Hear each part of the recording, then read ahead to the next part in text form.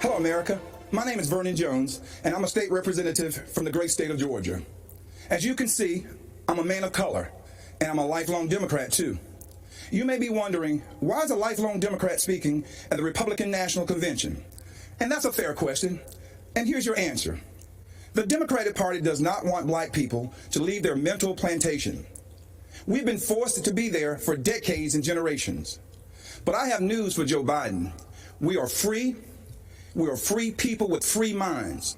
And I'm part of a large and growing segment of the black community who are independent thinkers, and we believe that Donald Trump is the president that America needs to lead us forward. This is no time for sleeping in the basement. Joe Biden has had 47 years to produce results. But he's been all talk and no action, just like so many of the Democrats who've been making promises to the black voters for decades. We've been their captive audience. When President Trump sought to earn the black vote, the Democratic Party leaders went crazy. Nancy Pelosi and Chuck Schumer literally started wearing kente cloths around the U.S. Capitol, as if pandering were enough to keep us satisfied. Let me tell you why I'm supporting our president. I grew up in the South, in Laurel Hill, North Carolina, Scotland County, the Green Pond community to be exact. My parents, Robin and Rufus Jones, built with their own hands a 4-room cinder block home with no indoor plumbing.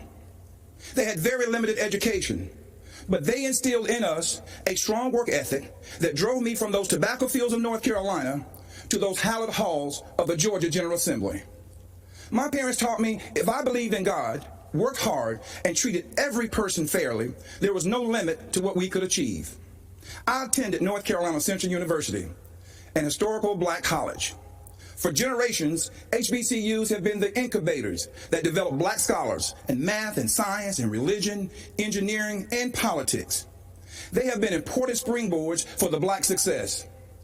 But Democrats haven't treated them that way. When President Trump took office, he changed everything. He delivered historic funding to HBCUs, and he guaranteed it for 10 years, something that's never happened in the history of this country. That gave our HBCUs stability, the chance to grow, and produce the next generation of black leaders. That's right, Donald Trump did that. He's also supported school choice to ensure that no child, no matter their race or zip code, is left behind. Every child should have access to a quality education. But education is just the beginning. The president also built the most inclusive economy ever, with record low unemployment for African Americans and record high participation in the workforce. He put opportunity zones in the Trump tax bill that would drive investment into our communities for decades to come. He put the interests of American workers, and especially black workers, first. That's right, Donald Trump did that. He delivered historic criminal justice reform. He ended once and for all the policy of incarceration of black people, which has decimated our communities, caused by no other than Joe Biden. Democrats wouldn't do it, Obama didn't want to do it, and Joe Biden and Kamala Harris definitely wouldn't do it. But Donald Trump did it. He's also working every day to make our communities safer. As a former executive of DeKalb County, Georgia, I directed one of the largest public safety departments in the Southeast. I've seen tragic shootings on both sides. Officers killing citizens and citizens killing officers in the line of duty. Police officers are our fellow citizens. They live in our country. They have families too. They live in our communities. Unfortunately, Democrats have turned their backs on our brave police officers. They call it defunding. And it's a danger to our cities, our neighborhoods, and our children.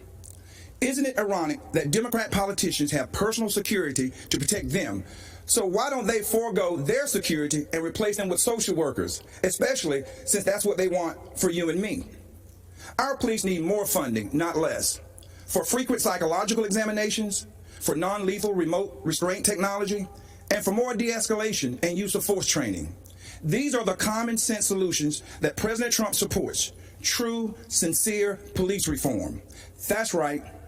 Donald Trump did that too. Education, jobs, safety, security, on issue after issue. And in just a single term, he destroyed these negative forces that have victimized the black community for decades. He gave us the opportunity to rise. Now, you know, when I made the public announcement of my support for President Trump, all hell broke loose. I was threatened, called an embarrassment, and asked to resign by my own party. Unfortunately, that's consistent with the Democratic Party and how they view independent thinking black men and women. But I'm here to tell you that black voices are becoming more woke and louder than ever. The Democratic Party has become infected with a pandemic of intolerance, bigotry, socialism, anti-law enforcement bias, and a dangerous tolerance for people who attack others, destroy their property, and terrorize our own communities.